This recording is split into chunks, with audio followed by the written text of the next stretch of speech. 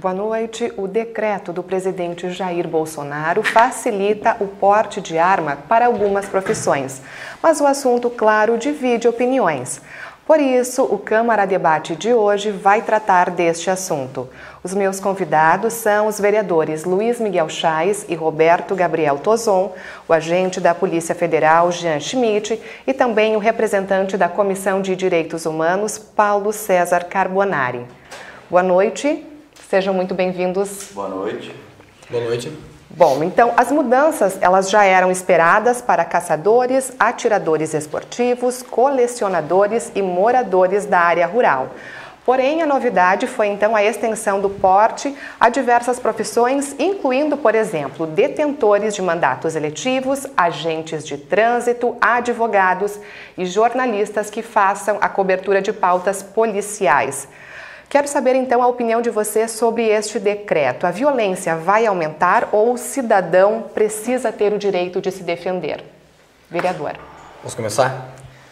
Na minha concepção, a questão da violência aumentar e o direito, a liberdade do cidadão poder ter acesso a uma arma de fogo são coisas distintas. Embora elas se comuniquem, são duas coisas distintas, né? O direito à liberdade, o direito à defesa da propriedade, o direito à integridade física, são direitos naturais de todo e qualquer ser humano, muito antes de existir Estado, muito antes de existir qualquer tipo de governo ou qualquer tipo de legislação. Na época lá do Homem das Cavernas, né, se resolvia, os homens já defendiam sua família, sua propriedade, sua integridade física, a sua caça, o que for, sua propriedade, enfim, né, e a sua liberdade. Hoje não é diferente, são coisas que, independente de legislação, as pessoas têm que ter acesso. Não sou favorável à liberação indiscriminada, né? Mas hoje que nós temos, e eu sou prova disso, eu estava falando com o Jean, que inclusive é meu instrutor de tiro, faz mais de um ano, enfim, tá com o porte encaminhado, e a burocracia que a gente passa, mesmo respeitando, tendo atendido todos os requisitos que já existem em lei, né? Entra por departamento do Veja Bem, né, Jean? Então você não tem antecedentes criminais, você não é usuário de nenhum tipo de substância psicoativa, você passou na prova de tiro, você passou no teste psicotécnico e você tem que justificar o porquê que você precisa de uma arma, né? Eu cresci numa família onde todo mundo, o Luiz Miguel é amigo da minha família, sempre teve arma. Na casa, na chácara, onde for, a gente se criou sabendo onde que tinha a arma e sabendo que a gente não pode mexer, mas para nossa defesa, e nunca aconteceu nada com ninguém. Também sobre a questão da violência, Paula, é uma farsa, é um dado falso você falar que armas trazem violência. Bom, se fosse por isso, antes de existir a arma de fogo, antes de existirem as armas de fogo, nós não teríamos guerras, né? E é exatamente o contrário que a gente vê. Desde a época lá das cruzadas, ou lá antigamente na idade na era medieval, nós já tínhamos guerra com facas, enfim, com tudo que é tipo, até com as mãos nuas, né?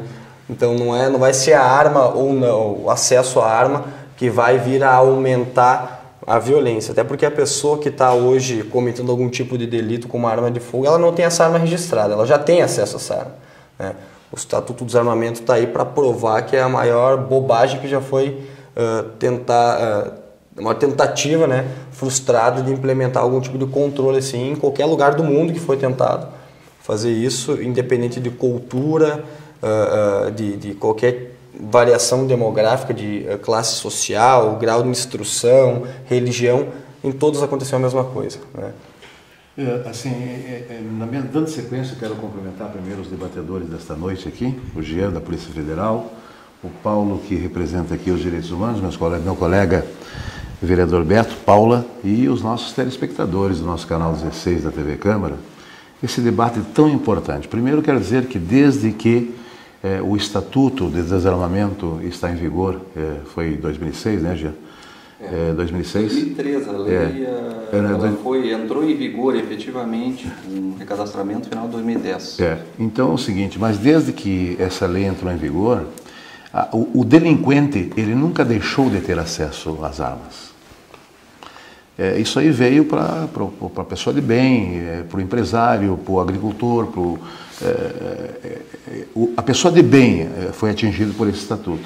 Agora, o que eu vejo com esta extensão para estas profissões? Em primeiro lugar, eu vou te falar como policial, 34 anos e meio como policial civil, já participei de muitas batalhas, né? De muitos tiroteios, e você tem que ter única e exclusivamente o teu preparo psicológico. Como é que é o teu preparo psicológico para você usar arma? E existem muitas profissões, independente do cara ser jornalista ou detentor de cargo político ou não, tem que ver se a pessoa, não é por o cara ser vereador, o cara ser deputado estadual, deputado federal, né? Qual é as outras profissões que está exigindo, outras profissões aí? Advogados. Agentes de trânsito. Pois é, mas tem muitos que não vão ter condições psicológicas de portar uma arma. No momento, né? Essa é a situação. Né? E eu tenho um exemplo muito claro, ocorreu um episódio comigo, Gia, que também é policial. Eu estava em Balneário Camboriú, em um veraneio, e um menino vinha de bicicleta, um adolescente, e um cidadão abriu a porta do carro dele, o menino não viu, bateu, e esse senhor saiu de dentro do carro dele, de camiseta regata, daquele cidadão bombadão, né, com físico avantajado, e bateu nesse garoto. E eu estava vindo um pouco atrás com um dos meus filhos, e eu abordei, indaguei ele, vem cá, olha o menino aí no chão, olha o que tu fez com o menino, ele bateu, não viu? E aí eu desci do carro, né, ostentando a minha arma, que eu porto sempre, e ele, vendo que eu estava armado, ele me chamou para a briga, ele sem nada, apenas de calção e de camisa regata. E eu digo, cara, eu sou policial, e o que tu fez não se faz, o menino está caído aqui no chão, e ele então venha e me aborde, eu e meu filho também alto. E aí, qual foi a minha opção? Recuei, levantei o menino, entrei para dentro da minha caminhonete e fui além. Se é uma pessoa despreparada, atirava no cara, matava o cara ali. Então, essas são as situações que nós estamos vendo. Será que essas pessoas terão condições psicológicas de ter uma arma? Então, é muito complicado mesmo. Né? Porque, eu vou repetir, o marginal, o delinquente, nunca ele parou de usar arma, pelo contrário, ele sempre teve acesso e terá sempre. Agora, como que nós vamos armar as pessoas de bem? Então as pessoas, mas você é a favor ou contra? Não existe favor e contra. Eu sou a favor aquela pessoa que vai portar a arma ser uma pessoa que passe nos testes, que tenha as condições psicológicas de ter a arma para portar, porque caso contrário é muito temerário. Bom, eu, além de policial federal, sou instrutor de tiro, atirador esportivo, tenho uma relação muito próxima com a arma. Aí diz, uma das várias críticas são feitas em relação ao decreto. No decorrer das minhas participações, eu vou tentar tratar daquelas que me chamam mais a atenção, e muitas delas são quase que por desinformação ou às vezes por desinformação proposital. Tá? Notícias exageradas que saem na mídia, pontuação específica de casos onde houve um uso indevido da arma de fogo, generalizando como se isso fosse a regra para todas as pessoas. E fico feliz de ver pelas palavras do Luiz Miguel que nós estamos muito próximos no nosso entendimento, então, embora ele esteja do lado de lá da mesa. O decreto e a lei brasileira hoje prevê que só quem tem atestada a sua capacidade psicológica possa ter uma arma. Se esse teste é suficiente, se nós temos que melhorar ou não, aí é uma questão para psicólogos decidirem. Mas, legalmente, ainda também pegando uma carona nas palavras do Luiz, as pessoas são diferentes. As pessoas têm aptidões diferentes, as pessoas reagem diferente a determinadas situações. E uma lei geral para todos não pode tratar todos pela exceção, todos iguais. Né? Ninguém é preparado porque uma pessoa é despreparada. Todo mundo é preparado porque uma pessoa é preparada. Para isso tem o laudo psicológico. Então acho que a nossa lei é muito acertada nesse sentido, no momento em que ela exige tanto a comprovação da capacidade técnica para o uso da arma de fogo, que eu tenho ainda mais uma uma crítica, seria uma das críticas que eu tenho ao sistema atual, que eu acho que só o teste que é feito hoje não seria suficiente. Assim, nos moldes como é feita uma carteira de habilitação para veículo, eu acredito que as pessoas deveriam ter um treinamento mínimo de regra de segurança, manuseio seguro da arma, como tratar a arma com a criança em casa, né? Muita gente acha que o segredo é esconder. Não, o segredo não é esconder, o segredo é mostrar. A criança acha qualquer coisa. Se ela não tiver essa curiosidade quebrada de forma segura, assim que os pais saírem de casa, ela vai lá e vai fuçar e vai achar, e é onde acontecem as tragédias que são depois utilizadas contra as armas de fogo. Quanto ao porte, o decreto trouxe uma mudança de paradigma, né? Eu entendo que uma sociedade livre, as pessoas têm que ser responsabilizadas por seus atos e o Estado não pode limitar o direito fundamental das pessoas à autodefesa, como muito bem falou o Betinho. As pessoas precisam ter a capacidade de defender a si e a sua família, e isso só acontece contra um indivíduo armado com uma arma de fogo mediante outra arma de fogo. Não existe diálogo com alguém armado, né? Mais uma vez, o Luiz tem a sua experiência para apoiar.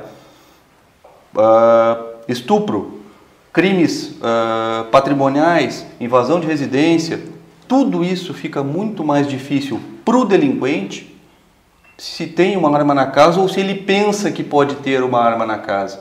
Eu até enviei para o vereador Betinho um vídeo que é bem ilustrativo disso. Reações armadas, pessoas entrando correndo dentro de garagem, quando o cidadão entra no seu carro, entra um criminoso correndo, só que o cidadão estava armado. O criminoso é pego de surpresa, leva a tiro, tem que sair correndo. Se o cidadão não tivesse armado, a história era outra, né? E muitas vezes também vem aquela história do não reage. No momento em que a pessoa não reage, ela está colocando a vida dela, da familiar dela, a incolumidade física dela nas mãos de alguém que pode estar drogado, de alguém que não tem os freios morais que ela tem, de alguém que está ali propositadamente para atacar. Então, esse não reagir é deixar a sua mão, a sua vida, a sua incolumidade na mão de alguém que efetivamente está ali disposto a atacá-lo. Então, só encerrando essa primeira, notícias exageradas que eu comentei. Eu vi na mídia, num dos dias lá depois do primeiro decreto, que agora com o novo decreto, 19,1 milhões de pessoas no Brasil poderão ter porte de arma. Isso é uma falácia, é uma mentira, ou fruto da desinformação. Agora, no início do ano, eu busquei nos sistemas da Polícia Federal registros de arma no Brasil. Nós temos hoje no Brasil 800 mil armas registradas, incluídas todas as polícias, todos os policiais, todas as pessoas que têm prerrogativa de porte. Ou seja, se nós pegarmos o cidadão comum, que não é da área de segurança, que não tem um porte funcional e tal, nós estamos falando de 300 a 400 mil armas. Para 19 milhões tem uma grande diferença. E essas 300, 400 mil armas não são todas as pessoas que vão requerer o porte. Elas estão hoje habilitadas, né? Mas não necessariamente elas vão fazer uso disso, porque tem questões financeiras, tem várias coisas, e às vezes até restrições pessoais. A pessoa não quer portar uma arma, deixa a gente num estado de atenção muito mais ativo. Tu não pode te dar o luxo de relaxar, tu tem que ficar mais atento. Isso às vezes é cansativo. Tem pessoas que preferem não, preferem correr o risco, mas querem garantir a segurança da sua casa. Então, questão dos direitos humanos, eu acho que às vezes se contrapõe, dizendo que contrapõe-se armamento com direitos humanos. O direito humano mais fundamental que existe é a vida. A defesa da família, a defesa da sua integridade física. E como eu falei antes, contra um agressor armado, só uma arma vai me dar o poder de antepor essa força. Paulo, então, chegou a sua vez de responder, então, a tudo que foi colocado na mesa. Eu não vou responder porque não tenho essa prerrogativa, mas quero agradecer pelo convite, agradecer pelos debatedores. Acho que a primeira coisa eu diria, eu preferia estar discutindo outro tipo de assunto. Tem coisas muito mais humanizadoras, mais engrandecedoras das relações humanas do que discutir se libera ou não arma. Tem coisas, tem educação para discutir, tem cultura para discutir. Que são assuntos pautados também no nosso Perfeito, debate. mas de qualquer maneira, não falo contra o debate, não falo contra o tema que está na sociedade. Acho que aqui repercute o tema que está na sociedade. Eu preferia que a sociedade brasileira estivesse discutindo outras coisas. Por quê? Porque efetivamente o que faz as relações humanas, o que faz o processo de realização dos seres humanos é um conjunto de processos que põe as pessoas não na defensiva, no controle. Eu não quero que isso seja tido por ingênuo, mas quero aqui trazer uma perspectiva de pensar as relações humanas não numa lógica de defesa e de ataque, né? Porque a lógica da defesa e do ataque é a lógica do inimigo, é a lógica da guerra. Eu sei que vivemos numa sociedade violenta, eu sei que vivemos numa sociedade onde isso tudo é real, mas a maneira como a gente produz os valores também repercute na maneira como a gente estabelece as relações e repercute nas ações e nas políticas que a gente vai implementar. Se eu ensinar minhas duas filhas que a vida se dá por lógicas de inimigo, de ataque, de guerra, elas vão se projetar e construir a sua vida nessa lógica. Se eu ensinar para elas de outra maneira, outras relações, por outras perspectivas, elas vão encarar a vida e também produzir ações de outra maneira. Então, eu queria dizer isso como abertura inicial, não para criticar o tema, mas para dizer que a sociedade poderia estar discutindo coisas de outra ordem. Segundo aspecto, é evidente que a garantia do direito à defesa é fundamental, né? Ninguém discutiria em hipótese alguma, em sociedade alguma, a possibilidade dos seres humanos se defenderem de qualquer tipo de ataque que possa vir contra eles ou contra os seus afetos imediatos ou as pessoas queridas que eles acham que devem ser protegidas. Para mim, o problema está em confundir que o direito à defesa seja sinônimo a porte de arma. Né? Porque há muitas formas de produzir o direito à defesa e na história há exemplos de sobra, e um dos exemplos faz 50 anos esse ano e produziu uma revolução num país inteiro, que foi Mahatma Gandhi, que não fez uma revolução pensando em armar a população, fez uma revolução de outra ordem, inclusive por uma lógica completamente avessa e de não violência.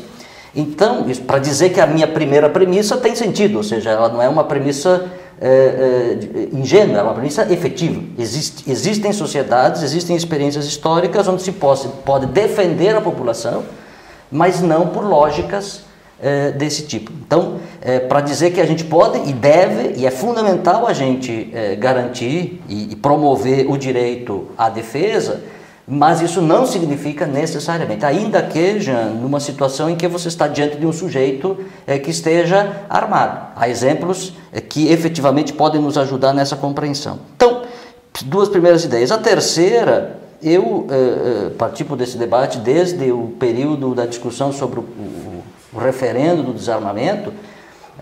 Levei muita lambada, como se diz nos debates de todas as emissoras em Passo Fundo, fizemos debates nas escolas. Nós éramos o voto vencido sempre, porque nós tínhamos uma posição que não era majoritária. Sobretudo no Rio Grande do Sul, a majoritária foi contrária ao desarmamento. Então, e Passo Fundo, objetivamente. Então, esse debate, na minha vida pessoal, também ele é bastante longo, e eu acho que ele é um debate salutar. Eu respeito e acho importante que aquelas pessoas que acham que esse é um caminho razoável possam expressar suas opiniões, possam debater, mas lembrando que se poderia pensar alternativas diferentes. E, por fim, dizer que, no caso específico dessas categorias para as quais foi liberado, eu fico me perguntando, para que um agente político precisa de arma? O agente político precisa de argumento. Os vereadores não precisam de arma, eles precisam de argumento para debater com a população, precisam de dados, de informação. Né? Por que um advogado precisa de arma? Ele precisa de argumento, ele precisa de fundamentação jurídica para discutir no tribunal, porque o lugar de trabalho do advogado é dentro de um tribunal. Não imagino que ele vá, se a outra parte contrapôs, ele vai puxar um revólver na frente do juiz. Não acredito que isso seja razoável na função. Enfim, razoável a questão dos agentes, mas aí é uma discussão sobre os agentes agentes de trânsito, tem todo um debate sobre o papel deles no país, em que medida eles devem ou não ser armados, mas enfim.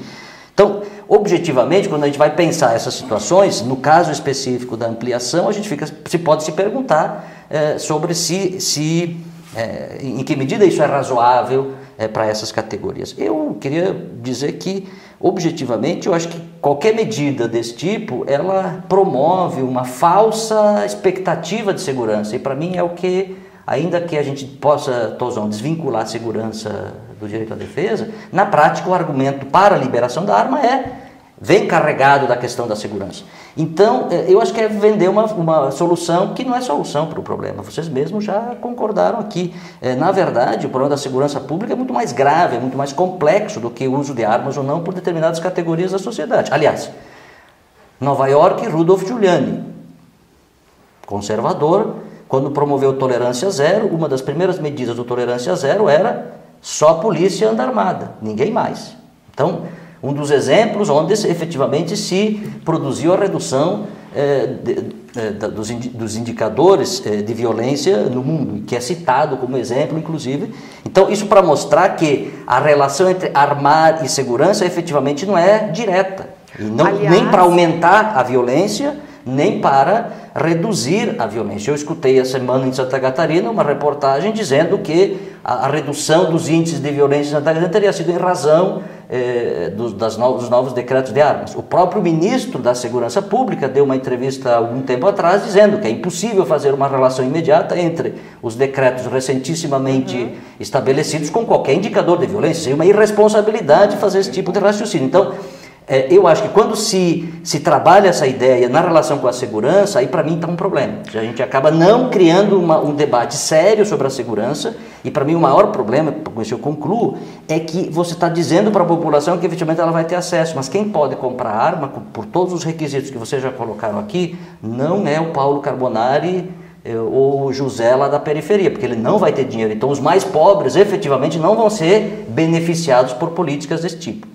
Aliás, o conceito de segurança pública também muda, porque nesse caso seria uma segurança privada. Vocês não acreditam que o governo está tentando terceirizar a segurança? Não acho que terceirizar, mas dar a liberdade de eu me defender a uma ameaça maior do que eu posso. Bom, se o vereador Luiz Miguel vier, supostamente, tá, vereador, fazer qualquer tipo de agressão contra mim desarmado, e eu desarmado, eu tenho uma chance de me defender. Agora, se ele está armado, como bem disse o Jean e o próprio vereador Luiz Miguel, não tem o que você fazer, não há diálogo, né? Eu, no passado, fui vítima do sequestro relâmpago. Sei bem o que é ficar mais de meia hora ali com 2 vagabundos com arma na minha cabeça, né? No começo de 2017, o primeiro ano do mandato, nós fomos aí respondendo ao professor Carbonari sobre a questão do mandato legislativo e você ter o acesso a armas. A gente vai muito em bairros, a gente anda muito pela cidade inteira. O vereador Luiz Miguel sabe muito bem disso também. Estávamos indo, eu, na época a Adriana, que era minha assessora, na época, acho que você lembra, Paula, e a Elisa, indo não sei qual é que é o nome do bairro, passando lá a Escola Bola 10, na Perimetral, perto lá onde é a indústria da Paico, nosso amigo, do Carlos Eduardo. Uma senhora, né, pediu pra gente ver uma situação numa rua, onde a rua é de chão batido e um vizinho tinha feito uma horta lá, tinha trancado a rua inteira, né, e fechado uma horta. Porque já que ninguém passa muito de carro aqui, eu vou fazer a minha horta, né.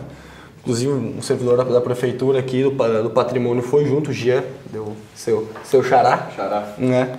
E acabamos fazendo fotos e tudo mais, ele foi embora antes e a gente foi tomando um chimarrão com a vizinhança falando sobre o assunto. Chegou o dono da horta armado.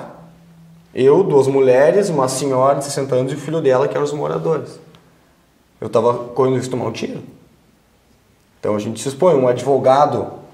Então, se você estivesse armado, o que você ia fazer? Se eu tivesse armado, eu teria a chance de me defender, eu certamente sacaria a arma. Mas ele sacou a arma pra você? Sim, mostrou a arma, a gente viu. Entende? Então, um advogado, só para finalizar, vereador, um advogado criminalista dentro do júri, ele não vai dar armado, mas ele defende pessoas ligadas ao crime. E quando a gente fala ligadas ao crime, não é aquela pessoa que tem uma vida retilínea e cometeu um erro, não, aquela pessoa que faz da vida dela o crime, né? Ele amanhã depois perde uma ação, alguma coisa, vai saber o que vai acontecer com a família dele, alguma ameaça. Tanto que hoje é meio que pacífico até já, né? Já muitos advogados criminalistas já têm porte de arma. Conseguem o porte de arma e justificam, não, sou advogado criminalista, bom, tá aqui teu porte, vai te defender. Né? Então tem algumas coisas que elas são ligadas à questão de segurança pública. Você falar que só o armamento vai vir de solucionar o problema, eu não acredito nisso. Eu acho que é mais uma questão, é a chance que eu tenho de tentar me defender de alguma ameaça iminente. Existem 2 coisas que a gente tem que combater: causa e efeito. Efeitos, nós combatemos são aquele combate de curto prazo. O que é o efeito? Bom, o efeito da falta de educação, da corrupção que for, é a criação de uma periferia armada, enfim, que pode vir roubar teu patrimônio. Beleza, esse é o efeito. Eu tenho que combater esse efeito. O que seria o efeito? O cara entrar na minha casa e botar uma arma na minha cara. Estou combatendo o efeito. Como é que eu vou combater causa, que é a política mais certa de longo prazo? Educação, etc, etc, etc, etc. Como também achar que somente educação vai ser a solução da segurança pública também é irrisório, porque se a solução combatesse qualquer tipo de corrupção, qualquer tipo de crime, a gente não teria o crime de colarinho branco, né? Na periferia usam a arma a arma de fogo como instrumento para roubar, e quem tem estudo usa caneta, mas os dois são criminosos. Então muda o intelecto, a capacidade intelectual de cometer o ato delituoso, entende? Então são essas coisas que eu digo, não é só a educação que vai solucionar o problema, se a gente não vai ter deputado e senador corrupto, e também não vai ser só a liberação de armas. Eu vejo o seguinte, eu só não entendi por que essas profissões. Eu acho que todo cidadão, Jean, que tivesse condições psicológicas, treinamento adequado, constante, ele poderia ter acesso à arma. Não existe as profissões. Qualquer cidadão, o professor falou, mas o professor, o Paulo, ele é muito técnico, ele é um estudioso. E nós que trabalhamos no dia a dia com a segurança pública, né, e eu quero dizer para vocês que quando eu entrei para a polícia, eu tinha 23 anos, 22, 23 anos, o meu menino mais velho tinha 1 ano e o outro recém-nascido. E o mais novo foi ter acesso às armas.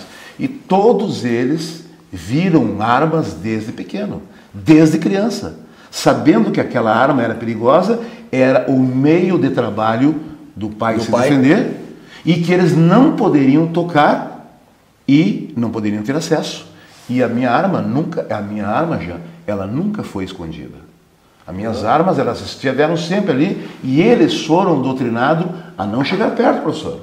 Porque é o meu meio de trabalho, eu tenho a caneta, a minha pistola, o meu revólver. Só que eu não entendo, todo cidadão brasileiro deveria ter acesso à arma para se defender a sua família e defender principalmente a sua propriedade. Ok, então a gente vai fazer um rápido intervalo no programa Câmara Debate de hoje e vamos continuar discutindo mais sobre o porte de armas para algumas profissões. É um minutinho só.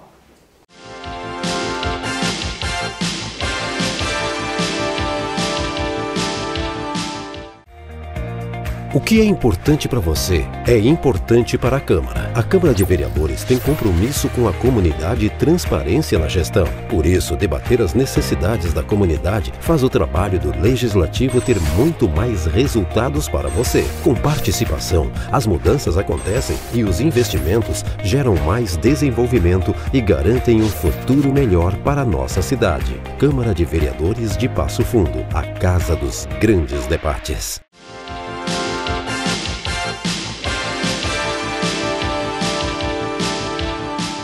O programa Câmara Debate está de volta e nesta noite nós estamos falando sobre o decreto do presidente Jair Bolsonaro que facilita o porte de armas a algumas profissões. O que a gente vai colocar agora, então, para abrir essa segunda etapa do debate é que permanece proibido o porte de armas como fuzis, carabinas e espingardas.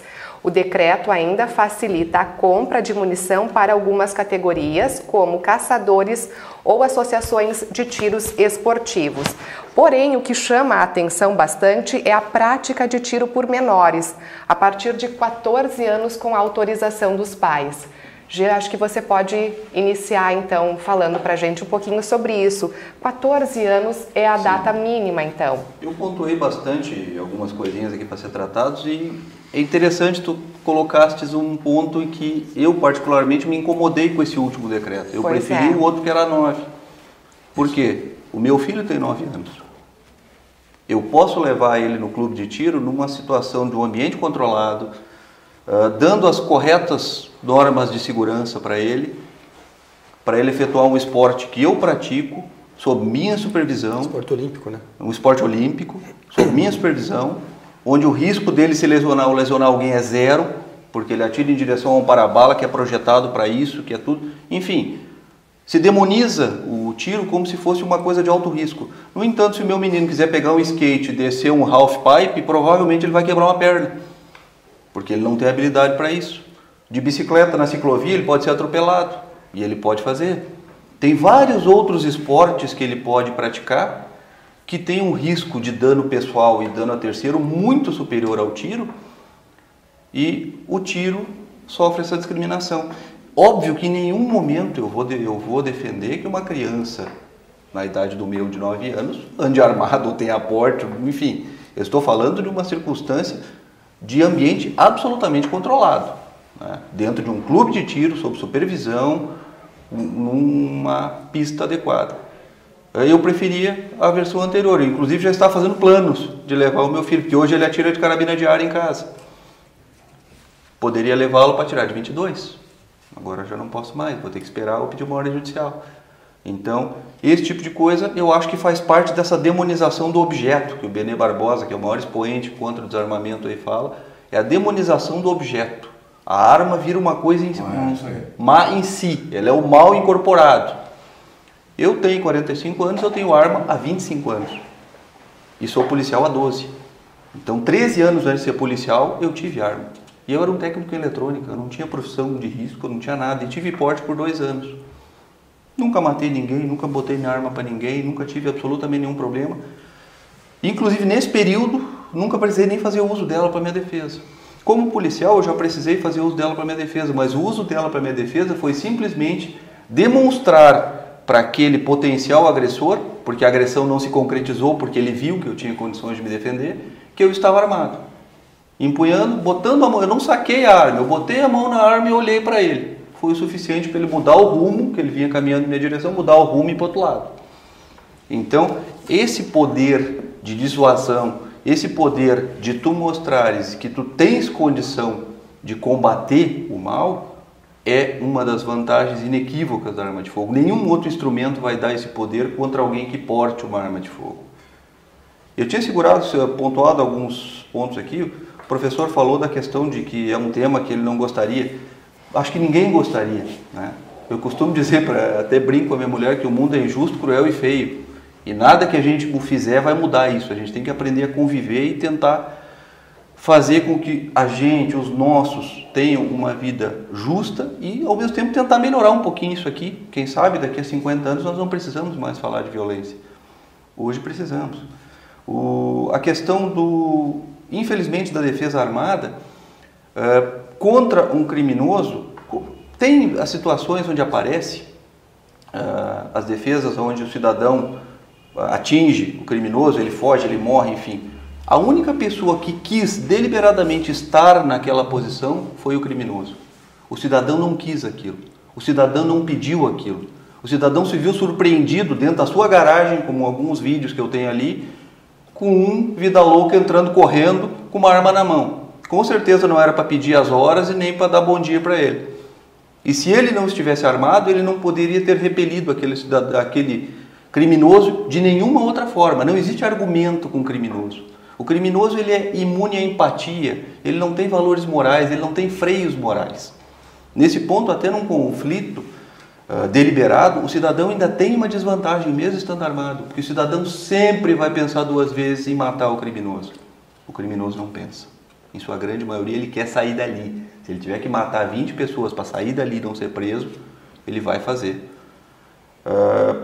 O Betinho já falou a questão do advogado, né? O intuito da legislação é ver as pessoas que estão expostas pela sua atividade a um grau de risco maior. É óbvio que o advogado não vai usar uma arma na tribuna, nem pode, os fóruns têm vedação expressa de entrar armado. Mas ele pode sofrer riscos por conta disso, então se leva em conta a situação dele.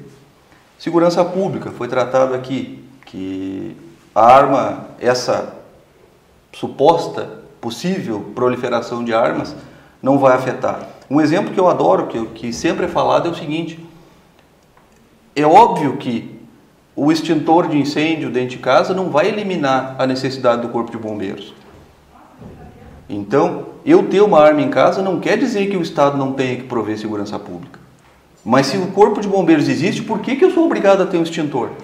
Porque em algumas situações o extintor vai resolver. Em algumas situações a arma vai resolver.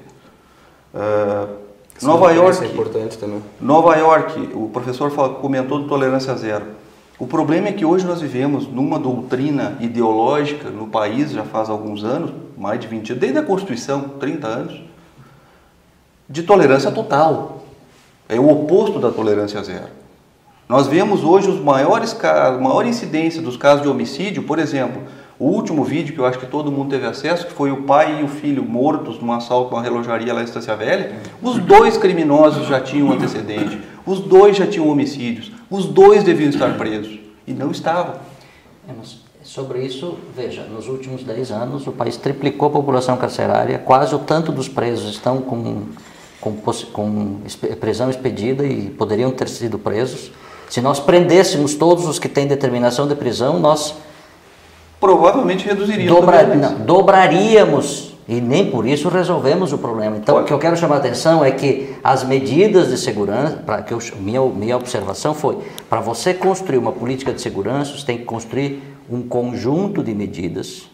Sim. Quando eu me referi à tolerância zero, eu fiz referência ao aspecto, mas a questão que eu coloco aqui do ponto de vista da relação da liberação da arma com a segurança é transmitir uma imagem ou uma falsa sugestão para as pessoas de que elas poderão se armar, de que ao se armar elas vão efetivamente estar seguras e que com isso nós resolvemos o problema da segurança. Esse é o problema, entendeu? Porque quando vivemos uma sociedade da tolerância total, em termos, o Brasil aumentou as estruturas punitivas de um modo incomparável nos últimos anos. E nem por isso resolveu a questão da segurança. Então, o que eu quero dizer com isso é que a questão da segurança implica, ela é uma questão complexa que implica soluções complexas e não soluções simples, onde você pinça uma solução mágica e resolve o problema. Então, o que nós temos feito no Brasil nos últimos anos é muito vender essa ideia para a população, ou seja, a ideia de que uma solução mágica vai resolver o problema. Não vai, porque, objetivamente, a complexidade do fenômeno,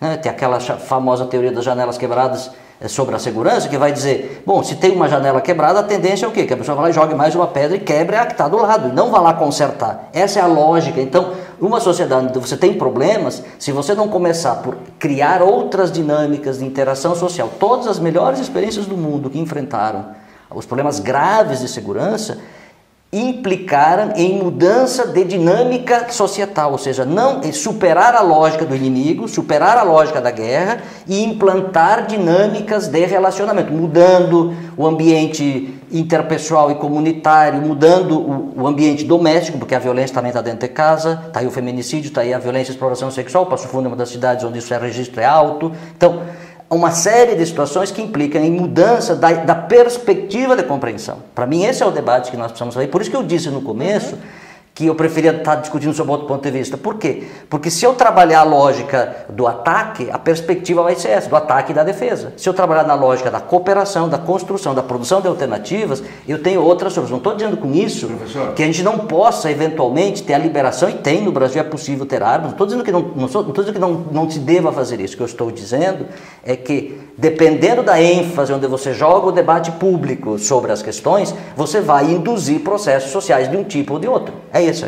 Para mim, esse é o debate de fundo. Se um criminoso chegasse até o senhor com uma arma, o senhor tentaria conversar com ele? Como Evidente o senhor que não. Eu já fui assaltado, já sofri violência. Evidente que eu não sou ingênuo para achar, e não estou aqui defendendo nada ingênuo, de forma nenhuma, de achar que eu vou entregar flores para alguém que me aponta uma arma.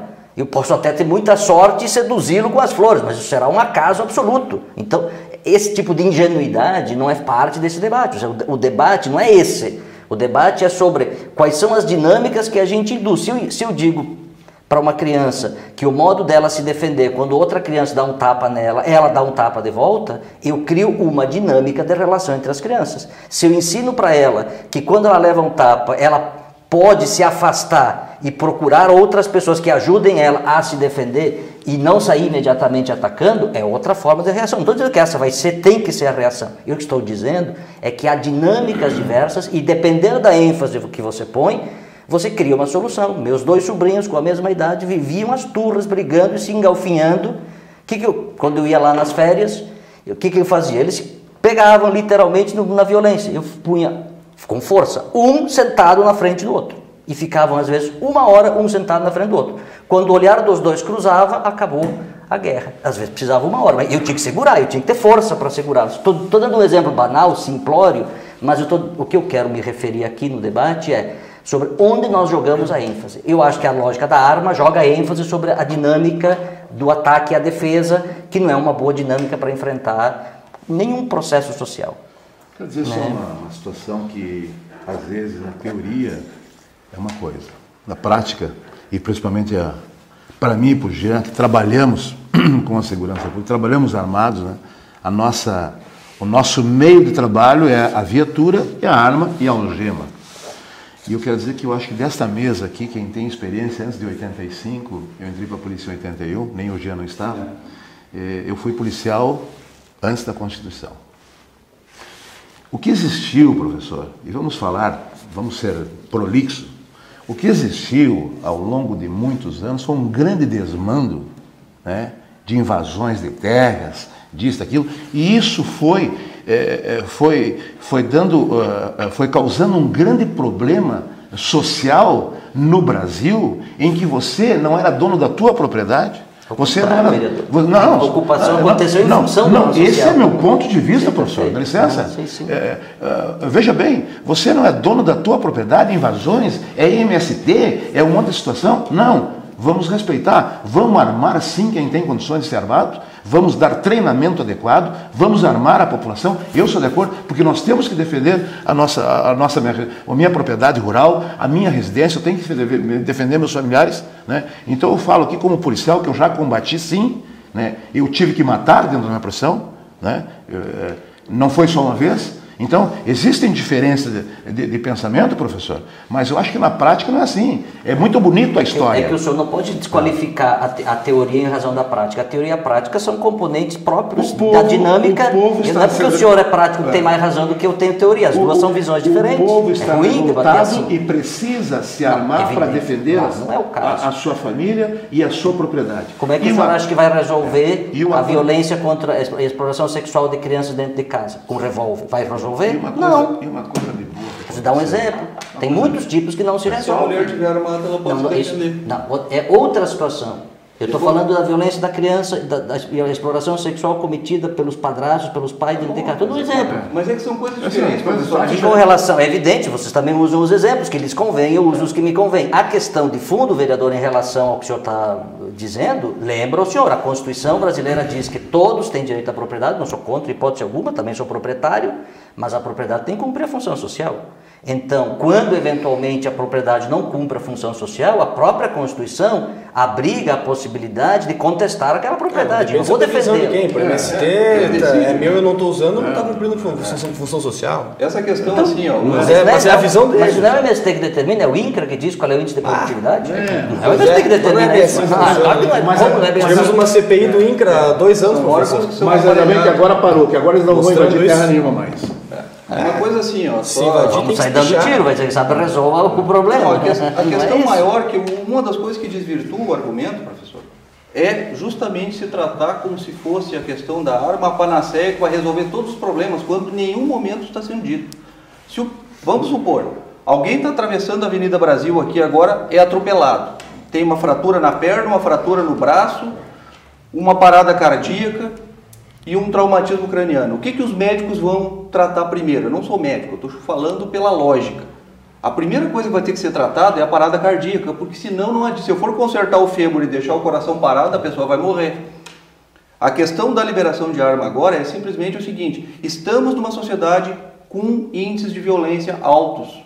Então, o cidadão não tem condição de se defender. Vamos dar uma forma do cidadão se defender, vamos equalizar um pouquinho mais esse jogo, tá? Porque até agora só um estava armado, até agora a sociedade vivia a lógica do conflito que o professor fala, é uma luta de boxe onde o cidadão está com as 2 mãos algemadas para trás e o criminoso está com as 2 livres e pode socar como ele quiser. Mas não vai ser aumentando a disputa. Em nenhum momento o senhor vai me ouvir aqui dizer que a gente não tem que investir em educação, que a gente não tem que educar crianças, que a gente não tem que educar as pessoas, que as leis não têm que ser rígidas. Ao contrário, São Paulo...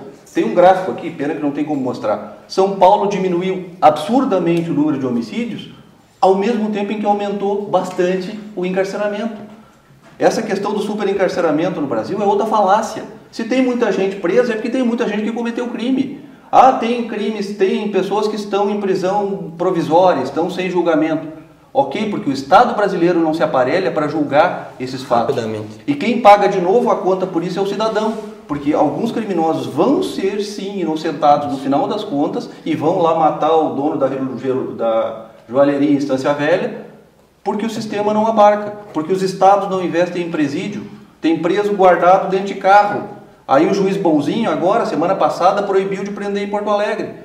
Quem é que perde quando a polícia não pode prender? É o policial? O policial fez o serviço dele, ele conduziu, tá aqui o criminoso. Ah, tem que soltar, tchau. Mas ele volta para infernizar a sociedade. Tem a questão do valor das armas também, que eu até tinha anotado e esqueci de argumentar anteriormente. Até 2013, 2014, você comprava uma Glock por R$3.500 já. Isso. Né? Uma Taurus, uma pistola Taurus que nem a minha hoje, que custa R$4,5, tu pagava R$1.600, R$1.700. É o preço de um telefone celular que qualquer trabalhador... Hoje em dia, não tem dinheiro para comprar arma, mas para ter um smartphone de R$2.000, a pessoa parcela lá em 20 vezes. É a mesma coisa.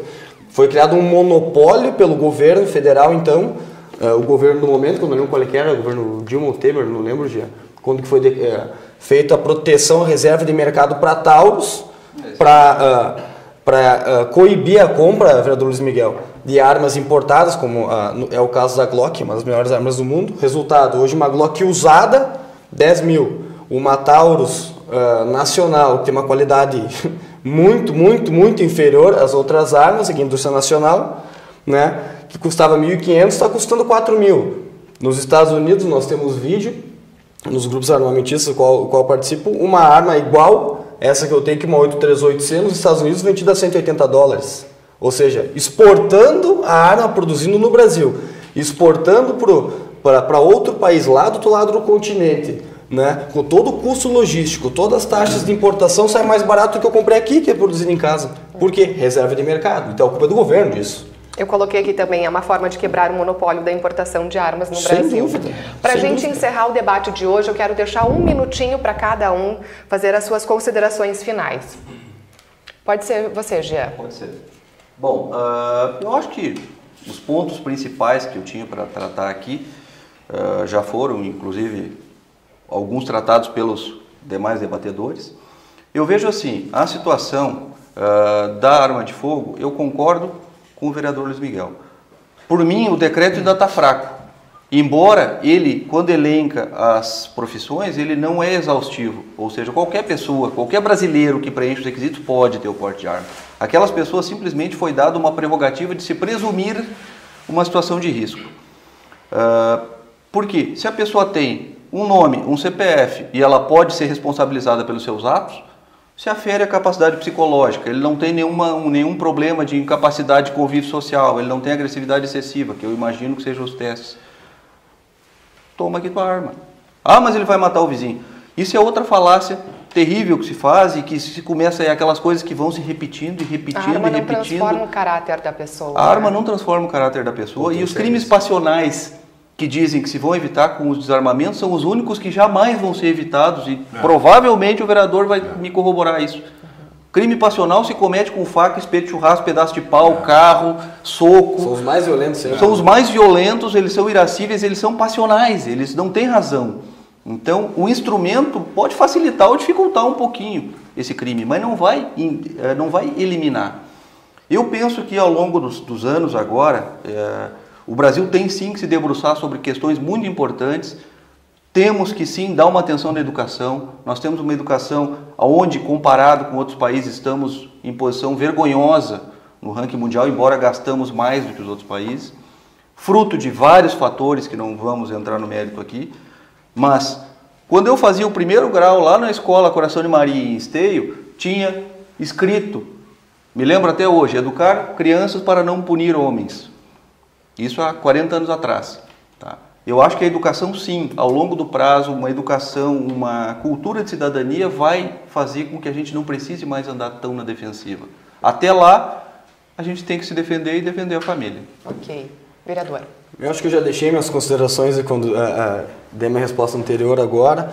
Acredito que, vou repetir mais uma vez, Não é a solução única e exclusiva, não existe, aí eu concordo com o professor Carbonari também, acho que todos nós aqui concordamos, que não existe a solução mágica, o problema é esse. Não existe, isso é uma utopia, né? Isso é a solução, é um conjunto de atitudes, um conjunto de ações que passa sim pelo armamento com responsabilidade da população, né, e a reavaliação da maneira como está sendo feita a educação no país, né? Estou citando 2 exemplos aqui. Estamos combatendo causas, estamos combatendo efeito. Você não pode trabalhar somente nas causas, que o efeito vai ficar aqui, vai virar uma cultura, entra na esfera cultural, na minha opinião. E você não pode só combater efeito, que a parte educacional lá na frente não vai solucionar em nada. Então, é um conjunto de ações, uma engrenagem, como qualquer organização pulsante que existe, como uma organização, uma empresa, o que for, né? Que envolva pessoas, que envolva processo, que envolva métodos. Essa é a minha opinião, sou totalmente favorável, com algumas restrições, como todos sabem, mas acho que consegui deixar evidenciado o meu ponto de vista. Vereador Luiz Miguel. Bom, gostaria de apenas cumprimentar e agradecer a presença dos nossos colegas hoje que debateram, né?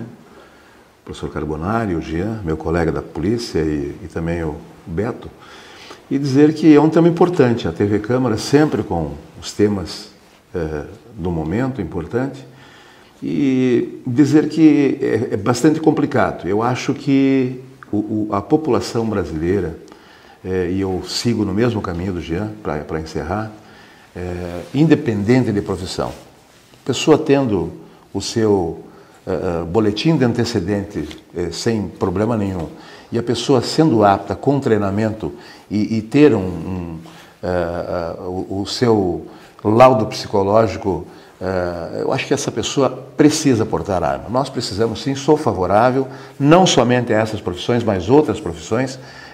Como diz, não é restritivo também, né, Jean? Não é restritivo. E agradecer, né, a produção da TV Câmara aqui por mais esse debate. Professor Paulo. Obrigado, Paula, minha xará, né? Obrigado a vocês pelo debate, é sempre salutar, a gente tem opiniões e obviamente as opiniões fazem parte da democracia e também da possibilidade da gente trocar enfim, ao mesmo tempo divergir, convergir, isso acho que é o processo fundamental. Que bom que a Câmara tem esse espaço. Algumas vezes não consegui vir, tive que recusar, mas enfim, dessa vez consegui, então obrigado. E também acho que desse debate eu só queria reiterar a ideia-chave que eu trabalhei, que de alguma maneira também vocês concordam, a questão de fundo é a gente criar uma dinâmica de sociedade onde a gente possa estabelecer relações que sejam relações humanizadoras. Esse para mim é o fundamental. E o enfrentamento da violência e o enfrentamento daquelas situações que agridem a humanidade não pode passar por situações de tolerância no sentido de que a gente vamos deixar assim, quem sabe depois muda. Não, tem que ser enfrentada sim agora, com as melhores condições, mas pensando sempre que a maneira como a gente enfrenta agora, a gente está educando para seguir lá na frente. Então, eu não posso imaginar que eu vou endurecer agora porque necessariamente depois eu posso amolecer. Acho que a gente tem que construir dinâmicas que endureçam, amoleçam e vão construindo processos e não situações que efetivamente, digamos assim, nos prometam um futuro, mas que na atualidade já não possam ser realizadas. E volto, acho que a teoria das janelas quebradas é muito importante para a gente discutir isso. Que é a teoria do exemplo, né? Dependendo do exemplo que a gente dá, a gente vai construir uma possibilidade ou não. Então, se a gente ensina as crianças a amar, como disse o velho Mandela, ou se a gente ensina elas a amar, depende da maneira. Se a gente pode ensiná-las a amar ou pode ensiná-las a odiar, dependendo da escolha que a gente faz. E isso vai dar a relação delas dentro de casa, a relação delas na comunidade, na escola e na própria sociedade. Então, isso passa muito mais do que pela educação, por um modo de vida e de relação, e acho que nós, adultos, somos responsáveis por esses processos e não podemos cobrar delas, porque o futuro que nós deixaremos para ela terá que ser um futuro onde elas tenham lugar para viver bem, assim como nós, evidentemente, precisamos ter esse lugar. Então, muito obrigado. Então, no Câmara Debate de hoje, nós falamos sobre o decreto do presidente Jair Bolsonaro, que facilita o porte de armas para algumas profissões. Os meus convidados, então, foram os vereadores Luiz Miguel Chais, Roberto Gabriel Tozon, o agente da Polícia Federal Jean Schmidt e também o representante da Comissão de Direitos Humanos, Paulo César Carbonari. Quero agradecer a presença de vocês mais uma vez e agradecer, claro, a participação e a presença de você aí do outro lado da telinha. Obrigada pela companhia e uma ótima noite.